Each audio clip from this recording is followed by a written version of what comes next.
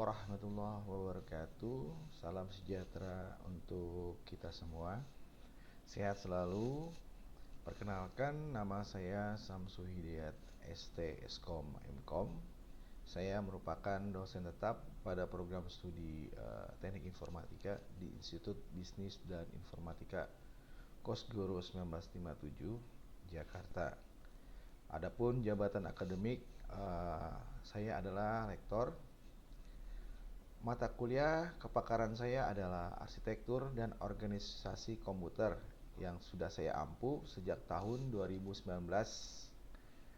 Adapun penyusunan video ini adalah merupakan bagian dari PDD UKTPT, program sertifikasi dosen, untuk mendeskripsikan pengajaran saya secara utuh, mulai dari capaian pembelajaran, strategi pembelajaran, hingga penilaian.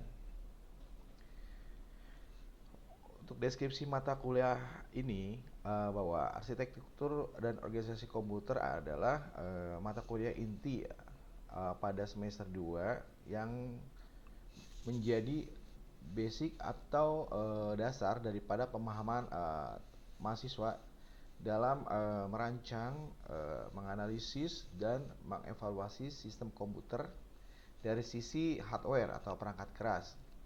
Kemudian mata kuliah ini juga mencakup pembahasan tentang arsitektur CPU, memori, sistem input-output, sistem bilangan, hingga instruksi mesin. Karena komputer itu tidak terlepas daripada hitung-hitungnya atau matematika ya. Mata kuliah ini juga berkontribusi besar pada pencapaian capaian pembelajaran lulusan yang terkait dengan penguasaan konsep teknis, kemampuan analisis sistem, serta keterampilan cara berpikir sistematis dalam konteks rekayasa perangkat lunak. Assalamualaikum warahmatullahi wabarakatuh. Waalaikumsalam warahmatullahi wabarakatuh. Selamat pagi teman-teman, sehat selalu ya. Selalu menjaga kesehatan di kala musim pancaroba ini. Sekarang musim itu enggak tentu ya, musim kemarau hujan, musim hujan kemarau gitu ya. Tapi kali ini kita tetap fokus pada arsitektur dan organisasi komputer. Kira-kira teman-teman ada pandangan nggak mengenai arsitektur dan organisasi komputer seperti apa? Tapi pasti kalian udah sering mendengarnya tuh arsitektur dan komputer ya. Organisasi mungkin kalau yang ada yang di kalau di SI itu organisasinya? MSISCO. Oh, bukan HIMIF ya, HIMIF itu informatika ya. Oke, pasti udah kebayang tuh arsitektur seperti apa, yaitu struktur gitu kan. Kalau organisasi ya mengorganis dari beberapa komponen-komponen diorganisasi seperti apa. Komputer teman-teman udah tahu kan? Ya, komputer berasal dari compute gitu kan, menghitung, alat hitung kan. Kenapa komputer jadi alat hitung ya? Karena itu ya, dia terdiri dari biner gitu kan, 0 dan 1 ya. Setiap actionnya itu pasti 0 dan 1, ya tidak, ya tidak. Jadi kalau kalian menjalin suatu hubungan, kalian harus dengan berbasis komputer, ya atau tidak gitu, jangan abu-abu atau PHP gitu kan. Oke. Kita masuk kepada materi. Sebenarnya komputer itu apa sih? Terus bagaimana program itu bisa dijalankan oleh komputer gitu kan? Daripada definisi si komputer tugasnya gitu. Lalu bagaimana program secara internal disimpan dalam komputer? Teman-teman tahu nggak? Biasanya program disimpan di mana dalam komputer? Kalau misalnya untuk setelah eksekusi di log, kemudian program itu atau data tersebut disimpan di mana? Itu database, tapi database itu ujungnya kan hard disk gitu, ke hardware gitu kan. Tapi kalau untuk penyimpanan sementara untuk dipakai untuk proses itu sebelum ke prosesor itu biasanya gimana? Oke, jago-jago ya. Oke, habis makan nasi uduk ya tadi ya. Kemudian bagaimana variabel disimpan secara internal? Kemudian bagaimana juga nilai tersebut, value yang ada pada data yang kita proses itu secara internal. Terus bagaimana komputer mengimplementasikan operasi logika, aritmatik, dan relasional. Karena pada teman-teman ketahui adalah bahwa komputer itu adalah matematik ya. Segala menganalisis masalah sehingga mudah dikelola, berfokus pada level tertentu. Contohnya misalnya menurut orang awam itu atau tukang jamu gitu kan, nggak mungkin tahu banget detail tentang komputer gitu. Bahwa komputer itu komputer itu buat ngeprint gitu kan. Komputer itu buat sosmed gitu kan, buat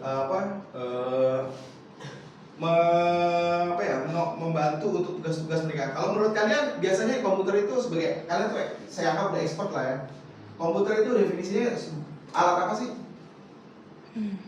Oh kamu lagi apa? Kayak lagi seneng nih. Besok libur, bener kan? Buka PRJ ya?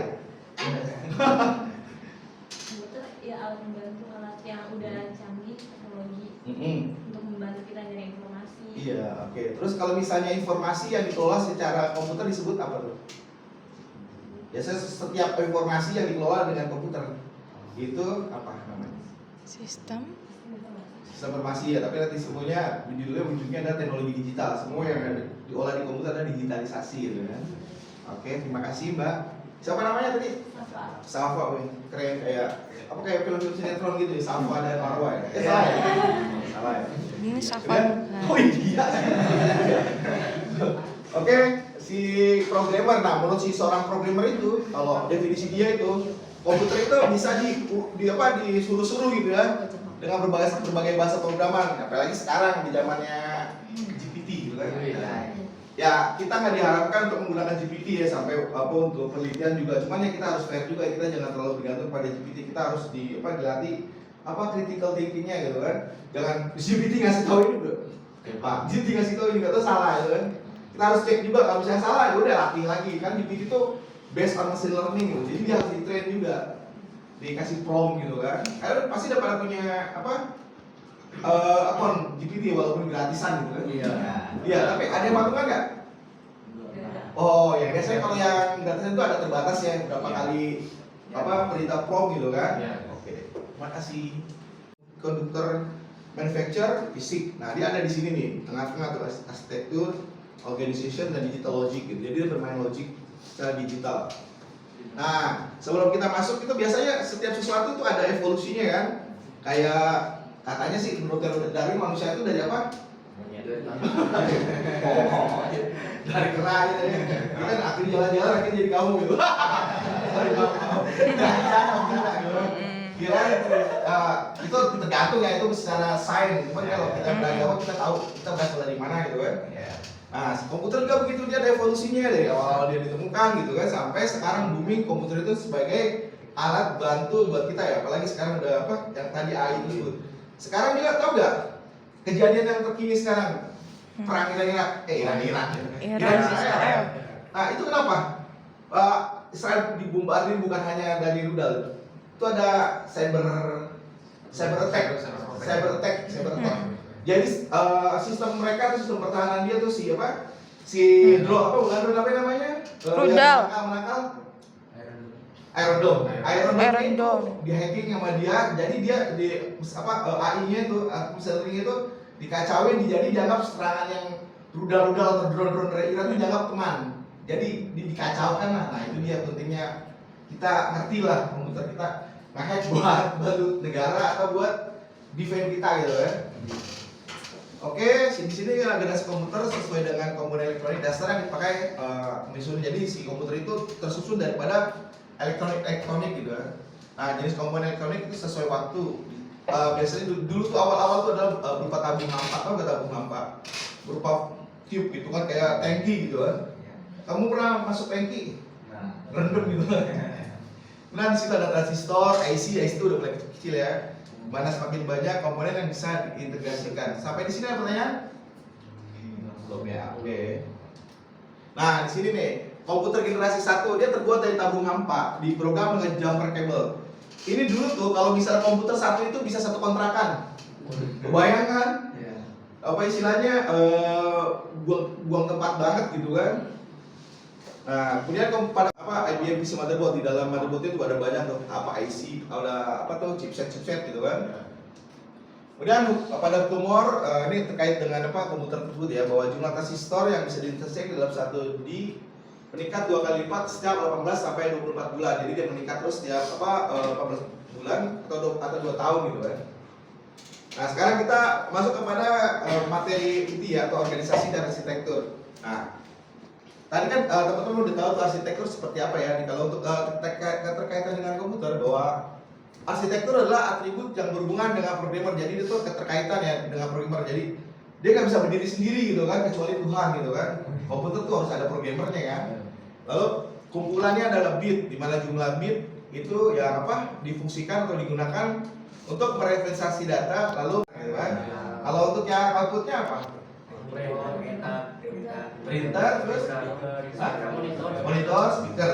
Oh, oke. Terima kasih teman-teman. Kemudian contohnya apakah tersedia instruksi untuk perkalian? Nah, pasti ada kan. Lalu organisasi, secara organisasi bagaimana suatu perangkat diimplementasikan? Ini berupa ada sinyal kontrol, ada sinyal yang mengontrol tadi yang kayak proses tadi Mas tadi ikut kan proses, kemudian itu ada interface apa aja gitu. Ya hardware-nya itu kan, ada interface jaringan, interface apa buat storage, kemudian ada memori. Contoh, jika kita menambahkan hardware baru atau penambahan hardware secara berulang, kemudian apakah instruksi perkalian diimplementasikan secara hardware ataukah dikerjakan dengan penambahan secara berulang? Nah, ini adalah contoh daripada arsitektur dan organisasi. Kemudian arsitektur sama, organisasi tapi dapat berbeda gitu kan. Kemudian arsitektur bertahan lama, organisasi bisa menyesuaikan perkembangan teknologi. Nah, semua keluarga Intel x86 mempunyai dasar arsitektur sama. Lalu semua keluarga IBM pada sistem 370 mempunyai dasar arsitektur sama. Lalu memberikan kompatibel code organisasi berbeda jika versi berbeda. Nah, sekarang perbedaan utamanya apa ya? Antara arsitektur komputer dan fisik komputer. Untuk arsitektur komputer, bagian yang lebih cenderung pada kajian atribut-atribut sistem komputer yang terkait dengan seorang programmer, contohnya set, instruksi gitu, instruksi atau execute gitu ya. Terus dipakai aritmetika untuk matematikanya gitu ya. Lalu teknik pengalamatan misalnya proses ini harus lewat mana gitu kan. Lalu mekanisme input output tadi yang teman-teman bilang itu inputnya pakai scanner lah, pakai mouse, keyboard gitu kan. Untuk outputnya apa gitu. Kemudian organisasi komputer bagian yang terkait erat dengan unit-unit operasional dan interkoneksi antara komponen penyusun sistem komputer dalam merealisasikan aspek arsitekturalnya. Contoh aspek organisasional adalah berupa teknologi hardware, perangkat antarmuka atau interface, teknologi memori, sistem memori dan sinyal-sinyal kontrol. Ada yang bisa menjelaskan atau mau bertanya gitu mengenai arsitektur komputer dan organisasi komputer ini? Silakan, nggak usah malu-malu, nggak dikasih nggak dipungut bayaran. Apa? Data asalnya itu dari mana sih? Bahan data. Bagus. Data file. Setelah itu data akan menjadi informasi kalau ada syarat loh. Buat jadi informasi itu ada syarat kan? Kalau apa? Jadi Kalau informasinya valid, kalau nggak valid hoax kan? Nah dari informasi itu berkembang lagi menjadi database ya. Oke, database itu juga ya boleh ya. Tapi ujungnya adalah knowledge, pengetahuan gitu kan. Itu ujung dari semuanya adalah pengetahuan. Makanya kalau misalnya kalian mengembangkan suatu penelitian, kalian dituntut untuk apa sih namanya kontribusi penelitian kalian untuk pengetahuan gitu. Nanti kalian skripsi kan, betul nggak? Ya nanti kalian skripsi nanti pasti dituntut seperti itu gitu. Kemudian struktur adalah bagaimana masing-masing komponen saling berhubungan dengan satu sama lain. Contohnya sebuah komputer itu memiliki struktur CPU ya. Di sini ada main memori, ada input output dan bus. Nah, bus itu adalah rangkaian. Oh, bus kan udah pernah lihat bus belum? Oh, udah kan belum pernah gitu kan. Ada baru pindah dari mana gitu kan. Nah, fungsi komputer pada prinsip terdapat 4 fungsi, yakni fungsi operasi pengolahan atau data processing, fungsi operasi penyimpanan data atau data storage, fungsi operasi pemindahan data, data movement, dan fungsi operasi kontrol. Ada yang ingin ditanyakan mengenai 4 fungsi ini? Dan bingung gitu maksudnya. Yang mana tuh? Data movement ya pindah data, copy data, pindah data gitu kan. Fungsi data, fungsi operasi pemindahan data. Misalnya data dari folder ini atau dari komputer ini ke komputer lain itu masuk juga kan, kayak apa? Antar jaringan atau lokal gitu. Macam itu. Kalian belajar jaringan juga kan? Ada ya? Dapat ya jaringan ya? Oke. Oke lanjut ya. Nah, komputer harus dapat memproses atau mengolah data. Di sini merepresentasi atau menggambarkan data itu bisa bermacam-macam ya, tetapi nantinya data harus disesuaikan dengan mesin pemrosesnya dalam pengolahan data. Lalu komputer memerlukan unit penyimpanan sehingga diperlukan suatu fungsi penyimpanan. Tetap semangat ya, jangan menyerah ya. Semoga apa yang kalian cita-citakan tercapai demi mencerdaskan kehidupan bangsa. Assalamualaikum warahmatullahi wabarakatuh.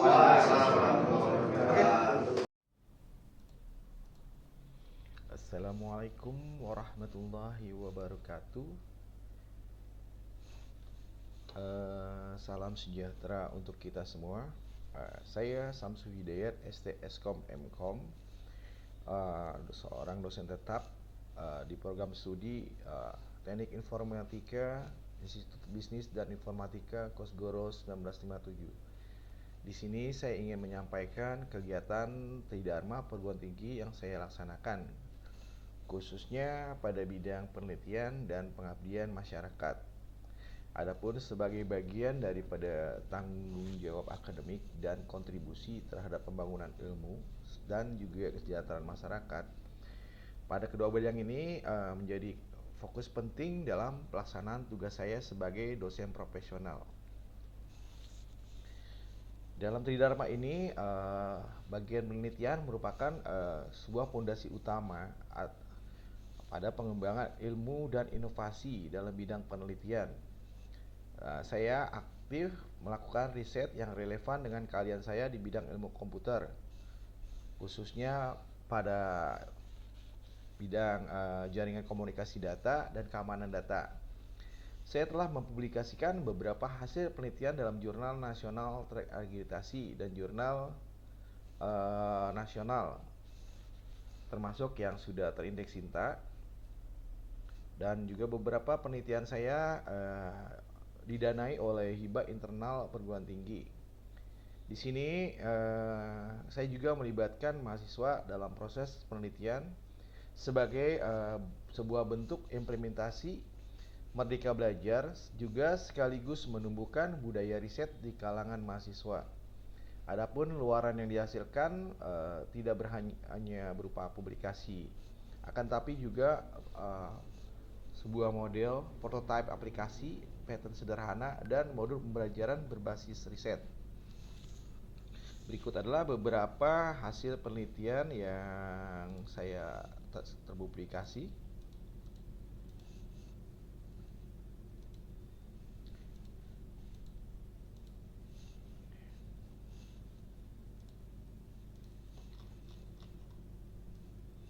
Adapun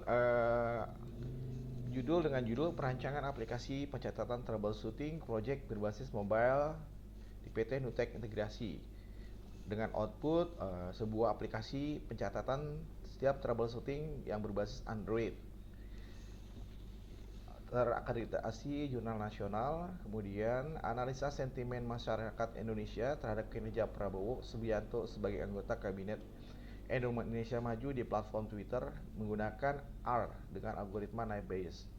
Di sini memberikan gambaran bagaimana statement masyarakat atas tokoh Prabowo yang menjabat sebagai menteri pada bagian kabinet Indonesia Maju. Lalu chatbot untuk konsultasi akademik menggunakan natural language processing di IBIK 57. Dengan output adalah sebuah aplikasi chatbot untuk konsultasi akademik. Adapun artikel ini terakreditasi Jurnal Nasional SINTA 5. Kemudian rancang bangun aplikasi Android untuk menemukan lokasi UMKM terdekat dengan Google Map API dan Haversin Distance. Outputnya adalah sebuah aplikasi yang dapat membantu UMKM agar lebih dikenal masyarakat dalam hal meningkatkan penjualannya. Artikel ini juga terakreditasi Jurnal Nasional SINTA 5. Kemudian implementasi network traffic management menggunakan piranti lunak sniffer di router OS. Keluarannya adalah berupa penerapan metode manajemen monitoring traffic data. Ini juga terakreditasi Jurnal Nasional SINTA 5. Selanjutnya rancang bangun aplikasi laboratorium komputer virtual multi user di perguruan tinggi, yang menghasilkan sebuah penerapan aplikasi laboratorium komputer virtual di perguruan tinggi untuk memecahkan masalah pengadaan device atau perangkat komputer. Artikel ini terindeks SINTA 5. Lalu optimalisasi manajemen traffic dan keamanan data pada jaringan intranet IBK 1997 dengan metode User Behavior Analysis, dengan outputnya sebuah penerapan metode monitoring yang berdasarkan pada kebiasaan user ya. Artikel ini terakreditasi SINTA 5. Kemudian implementasi aplikasi Progress Report Mill Production menggunakan push notification time based algorithm dengan output sebuah implementasi otomatisasi notifikasi report. Artikel ini terindeks Sinta 5, lalu optimalisasi monitoring traffic komunikasi data dan penggunaan resource network equipment dalam jaringan lokal di IBIC 57. Outputnya adalah sebuah penerapan metode monitoring resource network equipment dalam jaringan. Artikel ini terindeks Sinta 5 dan perancangan chatbot asisten berbasis AI atau Artificial Intelligence pada website NAWNG Indonesia adalah menghasilkan sebuah aplikasi chatbot untuk helpdesk. Artikel ini terindeks Sinta 5. Kemudian untuk bidang pengabdian kepada masyarakat, saya juga secara rutin melaksanakan kegiatan pengabdian masyarakat sebagai sebuah bentuk nyata kontribusi keilmuan bagi lingkungan sekitar. Program pengabdian saya yang menyasar pada UMKM, sekolah, komunitas warga, madrasah atau lingkungan masyarakat sekitar kampus dengan melalui sebuah pendekatan transfer teknologi, pelatihan digital dan pendampingan berbasis solusi nyata. Contohnya saya menginisiasi sebuah kegiatan pelatihan literasi digital, kemudian pentingnya keamanan data bagi masyarakat untuk anggota majelis taklim, serta lakukan pendampingan digital marketing dan sistem keuangan sederhana untuk pelaku UMKM. Metode pengabdian yang saya lakukan berbasis kebutuhan nyata, kolaboratif dan berorientasi pada keberlanjutan, di mana hasil pengabdian juga saya dokumentasikan dalam bentuk artikel ilmiah. Adapun beberapa artikel yang sudah berasal daripada kegiatan pengabdian adalah pelatihan pemanfaatan internet bagi remaja Karang Taruna RW 05 Cipedak Jagakarsa Selatan, yakni melatih pendayagunaan pemanfaatan internet bagi Karang Taruna terindeks Sinta 5, memotivasi pembelajaran tentang lingkungan alam sekitar bagi anak usia dini di wilayah Cibung Bulang Bogor untuk memotivasi anak agar cinta dan peduli atas lingkungan sejak usia dini terindeks Sinta 4. Bimbingan teknis implementasi RT RW-Net sebagai pendukung UMKM warga di wilayah RW 01 Jagakarsa Jakarta Selatan, yakni pemanfaatan jaringan internet dalam hal mendukung pemasaran UMKM melalui digitalisasi. Artikel ini terindeks Sinta 4. Pelatihan micro teaching dalam upaya meningkatkan keahlian berbicara dalam bahasa Inggris di wilayah Jagakarsa dengan tujuan peningkatan keahlian bahasa asing. Artikel ini terindeks Sinta 5. Kemudian bimbingan teknis perancangan jaringan dan keamanan internet bagi siswa SMK Perguruan Cikini Jagakarsa Jakarta Selatan. Tujuannya adalah meningkatkan kemampuan siswa SMK yang berdaya saing.